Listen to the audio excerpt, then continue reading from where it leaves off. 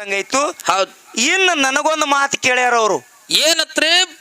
ಗುರುಪದೇಶ ಅಂದ್ರೆ ಏನ್ರಿ ಪ್ರಕಾಶ್ ಮಾಸ್ತರ್ ಅಂತ ಕೇಳ್ಯಾರ ನನಗೆ. ಗುರುಪದೇಶ ಅಂದ್ರೆ ಏನು, ಗುರುಪದೇಶ ಅಂದ್ರೆ ಏನಂತ ನನಗ್ ಕೇಳ್ತೀರಿ ಅಂದ ಬಳಕ ಒಬ್ಬ ಕವಿ ಹೇಳ್ತಾನ. ಏನತ್ತ? ಗುರುವಿನ ಗುಲಾಮನಾಗುವ ತನಕ ದೊರೆಯದಣ್ಣ ಮುಕುತಿ, ದೊರೆಯದಣ್ಣ ಮುಕ್ತಿ, ಪರಿ ಪರಿ ಶಾಸ್ತ್ರವ ಓದಿದರಿಲ್ಲ. ಹೌದಾ? ಬರ್ಲಿ ಯೂಟ್ಯೂಬ್ದೊಳಗೆ ಇಂಥವ ಆಧಾರದ ಮಾತ. ಗುರುವಿನ ಗುಲಾಮನಾಗುವ ತನಕ ದೊರೆಯದಣ್ಣ ಮುಕುತಿ, ಪರಿ ಪರಿ ಶಾಸ್ತ್ರವನ್ನು ಓದಿದರಿಲ್ಲ ವ್ಯರ್ಥವಾಯಿತು ಭಕ್ತಿ. ಹೌದಾ? ನೂರಾರು ಪುರಾಣವ ಮುಗಿಸಿದರಿಲ್ಲ. ಹೌದ್. ಸಾರ ನ್ಯಾಯ ಕಥೆಗಳು ಪೇಳಿದರಿಲ್ಲ. ಹೌದಾ? ಅವ್ರು ಪೇಳಿದಿರಲ್ಲ, ನಾ ಹೇಳಿದಿರಿಲ್ಲ ಅಂತ ಹೇಳ್ತೀನಿ ನಿಮಗ, ಸರಳ ತಿಳಿಲ್ಲ ತಿಳ್ಕೊಂಡು. ನೂರಾರು ಪುರಾಣ ಮುಗಿಸಿದರಿಲ್ಲ, ಸಾರ ಕಥೆ ನ್ಯಾಯಗಳು ಪೇಳಿದರಿಲ್ಲ. ಹೌದಾ? ಗುರುವಿನ ಗುಲಾಮನಾಗುವ ತನಕ ದೊರೆಯದಣ್ಣ ಮುಕುತಿ, ದೊರೆಯದಣ್ಣ ಮುಕ್ತಿ. ಹೌದು. ನಾರಿಯ ಭೋಗವ ತೊರೆದರಿಲ್ಲ, ಶರೀರಕ್ಕೆ ಬೂದಿ ಬಡಕೊಂಡರಿಲ್ಲ. ಹೌದು ಹೌದು. ಮರುಳನಾಗಿ ಶರೀರಕ್ಕೆ ಬೂದಿ ಬಡಕೊಂಡ್ರಿಲ್ಲ ಅತ್ತ ಒಬ್ಬ ಕವಿ ಹೇಳ್ತಾನ. ಹಿಂಗ ನೀ 1000 ಶಾಸ್ತ್ರ ಓದು, ಹೌದ್, ನಿನಗ ಗುರು ಉಪದೇಶ ಇಲ್ಲಂದ್ರ ನಿನಗ ಮೋಕ್ಷ ಇಲ್ಲ. ಹೌದು ಹೌದು. ನಿನಗ ತಿಳಿಯಂಗಿಲ್ಲ. ಮತ್ತ ಪ್ರಕಾಶ ಹೇಳ್ಯಾನ ತಂದಿ, ಪ್ರಕಾಶ ಈ ಮಾತು ನಿನಗೆ ಹೇಳಿಲ್ಲ. ಪ್ರಕಾಶ ಟೇಜ್ ಮ್ಯಾಗ್ನೆ ತಿಳಕತ್ತಾನ, ಆದ್ರೆ ಹೇಳಿದ ಹಿಂದ ಬ್ಯಾರೆ ಅದ. ಹೌದಾ?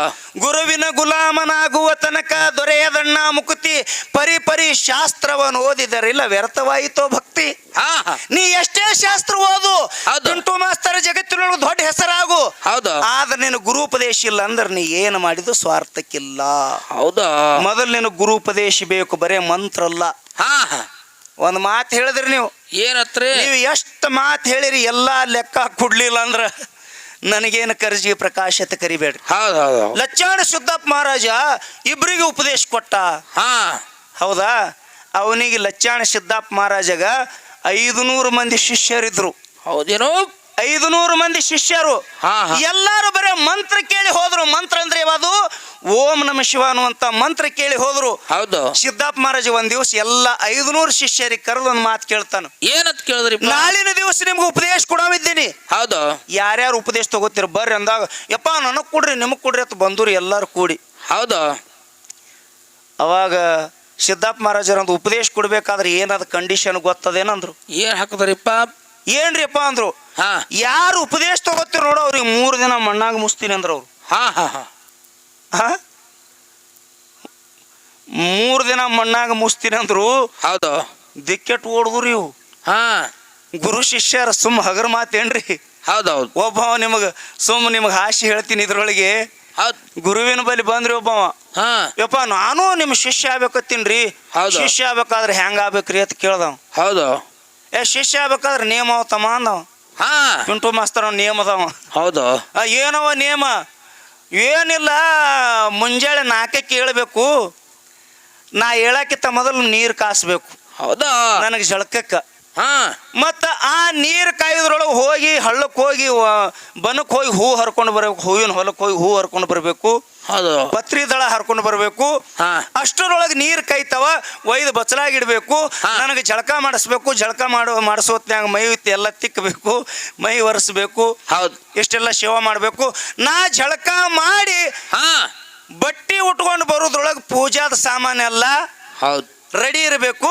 ನಾ ಪೂಜಾ ಕೂತಂದ್ರ ನಾ ಪೂಜಾ ಮುಗಿಸೋದ್ರೊಳಗ ನಾಷ್ಟಾಕ್ ಮಾಡಬೇಕು.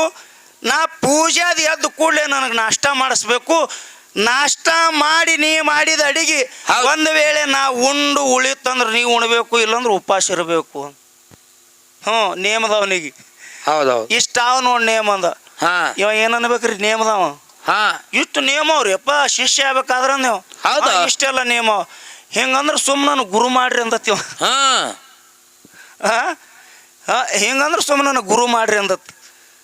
ಹಂಗಲ್ಲ, ಗುರು ಉಪದೇಶ ಅಂದ್ರ ಏನು ಅಂತ ಕೇಳಿದ್ರ ನೀನಿರುವಂತ ಅಜ್ಞಾನದಿಂದ ಜ್ಞಾನದ ಮಾರ್ಗಕ್ಕೆ ಹೋಗುವುದೇ ಗುರುಪದೇಶ. ಹೌದು.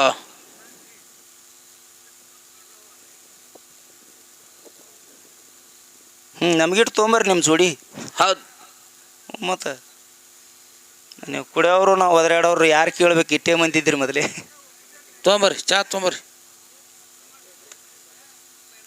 ಪೈಲ ಉಪದೇಶ ಕೊಡೋಣ್ರಿ.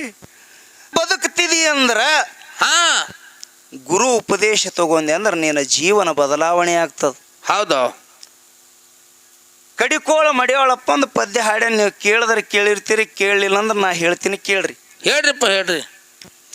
ನಾವಾದ ಮ್ಯಾಲ ನೀ ಹೆಂಗ ಇರುತ್ತಿ, ಹೌದಾ, ನಿನಗೆ ಹೆಂಗ ಮರಿಯಲಿ ಹಾ ಏ ಗುಣವಂತಿ. ಗುಣವಂತಿ. ಇದು ಭಾಳ ಮಂದಿ ತಿಳ್ಕೊಂಡಾರ. ಈ ಪದಾನೇ ಬೇರೆ, ನಾವು ತಿಳ್ಕೊಳ್ಳೋದೇ ಬೇರೆ ಆಗ್ಯದ. ಹೌದು. ಪೂರ್ವ ಜನ್ಮದ ಹಿಂದಿನ ಗೆಳತಿ ನಾ ಮಾಡಿಕೊಂಡಾಗ ನೀ ನನ್ನ ಹೆಂಡತಿ. ಹೆಂಡತಿ ಮೊದಲೇ ನೀನು ಬಿಡಾಡಿ ಗೆಳತಿ. ಹೌದಾ. ತಾಳಿ ಕಟ್ಟಿದ ಮ್ಯಾಲ ಗೆಳತಿ ಹೌದು. ನೀ ಆದಿ ನನಗೆ ಹೆಂಡತಿ. ಹೌದು. ಏನ್ರಿ ಇದು? ತಾಳಿ ಕಟ್ಟಿದ ಮ್ಯಾಲ ನೀ ನನ್ನ ಹೆಂಡತಿ. ಯಾರು ಹೇಳಿದ್ರಿ ಈ ಮಾತ? ಯಾರಿಗೆ ಹೇಳಿದ್ರಿಪ್ಪ? ದೇಶದೊಳಗ ನಮ್ಮ ಚಿಣಮಗೇರಿ ಸ್ಥಳಕ್ಕ ಮಾ ಗುರು ಮಾಂತೇಶ ತೋರಿದ ಬೆಳಕ. ಹೌದು. ನನಗ ನಿನಗ ಹಾಕ್ಯಾನ ತಳಕ, ಸುಮ್ಮನೆ ಅಳಬ್ಯಾಡ ಬೆಳತನಕ ನಡಿಯ ಒಳೆಯಾಕ ಅಂದವ. ಹಾ ಒಳ್ಯಾಕ ನಡಿ, ಒಳ್ಯಾಕ ಯಾಕಡಿ ಗಾಡ್ಯಾಗ. ನಮ್ಮವ್ರ ಏನ್ ತಿಳ್ಕೊಂಡ್ರಿ ಗೊತ್ತದೇನ್ರಿ? ಹಾ ನಮ್ಮವ್ರ ಏನ್ ತಿಳ್ಕೊಂಡ್ರಿ ಮಾತಿಗೆ? ಏನತ್ರಿ? ಹೆಣ್ತಿಗೆ ಒಳ್ಯಾಕ ನಡಿ ಎಂದಿರ್ಬೇಕು. ಹೌದು. ಹೌದು, ಸಹಜ. ಯಾಕಂದ್ರೆ ತಿಳಿಲಾರದವ್ರಿಗೆ ಹಿಂಗೆ ಇರ್ತದ. ಹಾ. ನಾವೊಂದು ಮಾತು ಹೇಳ್ತೀನಿ, ಇದ್ರೊಳಗೆ ನಿಮಗೊಂದು ಮಾತು ಹೇಳ್ತೀನಿ. ಹಾ ಗಂಡ ಹೆಂಡತಿ ಜೋಡಿ ಮಾಡಿದ್ರು. ಹೌದು. ಜೋಡಿ ಮಾಡಿದ್ರಿ. ಹಾ ಇಬ್ಬರಿಗೆ ಕೂಡಿ ಅವ್ರ ಸಂಸಾರ ಜೀವನಕ್ಕ ನೂಕಿ ಬಿಟ್ರು. ಹೌದು. ಯಾವಾಗ ಗಂಡನ ಹೆಣ್ಮಗಳು ಕೂಡಿದಳೋ, ಈ ಹೆಣ್ಮಗಳು ಹೆಂಗಿದ್ದಳಲ್ಲ ಹಂಗೆ ಉಳಿಲಿಲ್ಲ. ಮುಂದೆ ಏನು ಕೊಟ್ಟಳಕಿ? ಆ ತಾಯಿ ಫಲ ಕೊಟ್ಟಳು. ಹೌದಾ. ತಾಯಿ ಫಲ ಕೊಟ್ಟಳು. ತಾಯಿ ಅನ್ನುವಂಥ ಸ್ಥಾನಕ್ಕಿಗೆ ಬತ್ತು, ತಾಯಿ ಅನ್ನುವಂಥ ಪಟ್ಟಕ್ಕಿಗೆ ಬತ್ತು. ಇದು ನಮ್ಮ ಲೌಕಿಕದೊಳಗೆ. ಆದ್ರೆ ಇಲ್ಲಿ ಮಹಾಗುರು ಮಾಂತೇಶ ತೋರ್ಯಾನ ಬೆಳಕ, ನನಗೆ ನಿನಗೆ ಹಾಕ್ಯಾನ ತಳಕ, ಅಳಬ್ಯಾಡ ಬೆಳತನಕ ಸುಮ್ಮನೆ ನಡಿಯ ಒಳೆಯಾಕ. ಹೌದು. ಯಾರಿಗೆ? ಶಿಷ್ಯಗ ಕರ್ಕೊಂಡು ಗುರು ಒಳಗೋಯ್ತಾನ. ಹೌದು. ಯಾರು ಇರ್ಲಾರ ಸ್ಥಳದೊಳಗೆ ಏಕಾಂತದೊಳಗೆ ಹೋಗಿ ಶಿಷ್ಯನ ತಲೆ ಮ್ಯಾಲ ಹಸ್ತಿಟ್ಟು ಕಿವಿ ಒಳಗ ಮಂತ್ರ ಗುರುಪದೇಶ ಮಾಡ್ತಾನ. ಇಲ್ಲಿ ಹೆಂಗ ಒಬ್ಬಾಕಿ ಹೆಣ್ಣು ಮಗಳು ಫಲ ಕೊಟ್ಟ ತಾಯಿ ಅನ್ನುವಂಥ ಪಟ್ಟ ಪಡ್ಕೊಂಡಲ್ಲ. ಉಪದೇಶ ಏನು ಅಂದ್ರ ಗುರುವಿನ ಮಹಾಮಂತ್ರ ಉಪದೇಶ. ಇವನಿಗೆ ಜ್ಞಾನ ಅನ್ನುವಂಥದ್ದೇ ಒಂದು ಮಗ. ಹೌದಾ. ಇದು ನೀವು ಕೇಳಿದ ಮಾತ. ಹಾ ಗುರು ಉಪದೇಶ ಅಂದ್ರೆ ಏನ್ರಿ ಅಂದಿರಲ್ಲ, ಇದೇ ಗುರು ಉಪದೇಶ. ಹೌದು. ಅದಕ್ಕೆ ಗುರು ಮಂತ್ರ ನಿಮಗೆ ಲಚ್ಚಾಣ ಸಿದ್ದಾಪ್ ಮಹಾರಾಜ ಅಲ್ಲೇ ಬಿಟ್ಟೀನಿ. 100, 200 ಮಂದಿ, 500 ಮಂದಿ ಎಲ್ಲರೂ ಓಡಿ ಹೋದ್ರು. ಬರೇ ಓಂ ನಮ ಶಿವ ಅನ್ನುವಂಥ ಮಂತ್ರ ಕೇಳಿ ಓಡಿ ಹೋದ್ರು. ಆದ್ರೆ ಉಪದೇಶ ಯಾರು ತಗೊಂಡ್ರಿ? ಹಾ ಮುಗುಳು ಕೋಡೆ ಎಲ್ಲ ಲಿಂಗ. ಹೌದು. ನನಗೆ 3 ದಿವಸ ಅಲ್ಲಪ್ಪ, ನನಗೆ 3 ದಿವಸ ಮಣ್ಣಾಗಿ ಇಟ್ಟೆ ಮುಚ್ಚಿಡ್ಬೇಡ, ನನಗೆ 100 ದಿವಸ ಮುಚ್ಚಿಡು ಮಣ್ಣಾಗತ್ತೆ ಹೇಳ್ದ.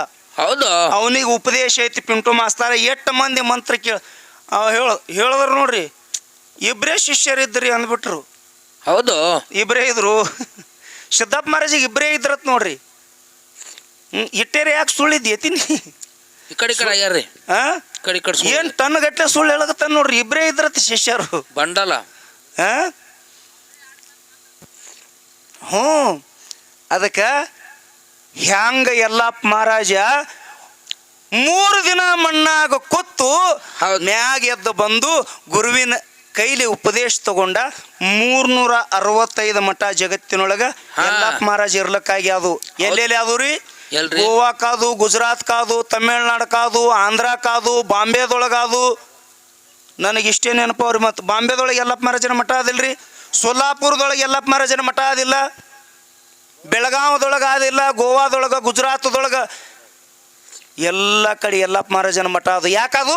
ಬರೇ ಮಂತ್ರ ಕೇಳಿ ಹೋಗಲಿಲ್ಲ, ಗುರುವಿನ ಕೈಯಿಂದ ಉಪದೇಶ ತಗೊಂಡ. ಹೌದು. ಗುರುವಿನ ಕೈಲಿ ಉಪದೇಶ ತಗೊಂಡ.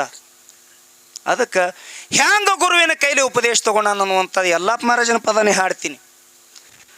ಇಲ್ಲಿದಿಂದ ನಾ ಗಟ್ಟಿಪದ ಹಿಡ್ಕೊಂಡು ಇಲ್ಲೇನು ಹಾಡ್ಲಕತ್ತೀನಲ್ಲ, ಹೌದು. ಹಾಡೇ ಮಾತೇ ಹಾಡದವ್. ಹೌದಾ ಗಟ್ಟಿಪದ ಹಾಡಿದ್ರು ಅದ್ರೊಳಗೆ ವಿಷಯಕ್ಕೆ ಜೈಂಟ್ ಇತ್ತು. ಹೌದು ಇತ್ತಿಲ್ರಿ ಗಟ್ಟಿಪದದೊಳಗ. ಹಾ. ಸಿದ್ದರಾಮನ ಉದಾಹರಣೆ ಗಟ್ಟಿಪದದೊಳಗೆ ಕೊಟ್ಟಿನಿ. ಹೌದು. ಕನಕದಾಸನ ಉದಾಹರಣೆ ಗಟ್ಟಿಪದದೊಳಗೆ ಕೊಟ್ಟಿನಿ. ಹೌದು ವಾಲ್ಮೀಕಿ ಉದಾಹರಣೆನು ಗಟ್ಟಿಪದದೊಳಗೆ ಕೊಟ್ಟಿನಿ. ಇನ್ನು ಎಲ್ಲಾ ಲಿಂಗ ಅವು ಎದರ ಉದಾಹರಣೆ ಕೊಟ್ಟಿನಿ, ನಿಮಗೆಲ್ಲ ಲಕ್ಷ್ಯ ಇರಲಿ, ನೇಮದ ಬದಲು ಕೊಟ್ಟಿನಿ. ಇನ್ನು ಗುರುಪದೇಶದೊಳಗೆ ಕ್ಯಾಲಿ ಒಳಗೆ ಕೊಡ್ತೀನಿ. ಹಾ ಹಾ ತಾವೆಲ್ಲ ಲಕ್ಷ್ಯ ಕೊಡಬೇಕು. ಮುಂದಿನ ಪಾಳ್ಯಾಕ ಇವತ್ತು ಬರ್ತದ ಪಿಂಟುಂದು ಕಂಡೀಷನ್. ಹಾ ನೀವು ಕೂಡ ಪದ್ಯದೊಳಗ ನೇಮದ ಬದಲೇ ಪದ್ಯ ಹಾಡಬೇಕು. ಹೌದು ಇನ್ನು ಮುಂದೆ ಕ್ಯಾಲಿ ಎದಕ್ಕೆ ಹಾಡಬೇಕು, ಹಾ. ಗುರು ಮಂತ್ರ ಬದಲೇ ಕ್ಯಾಲಿ ಹಾಡಬೇಕು. ಹೌದಾ ಮಾತಿಗೆ ಮತ್ತು ಪದಕ್ಕೆ ಜೈಂಟ್ ಇರಬೇಕು. ಹೌದು ಹಿಂಗ ಆಗಲಿಲ್ಲ ಅಂದ್ರೆ ಪಿಂಟು ಮಾಸ್ತರ ಸೈಲ್ ಬಿಟ್ಟೆ ಅಂದ್ರೆ ಇವ್ರಿಟ್ಟು ಎದ್ದು ಹೋಗ್ತಾರ. ನಾವು ಮಾತ್ರ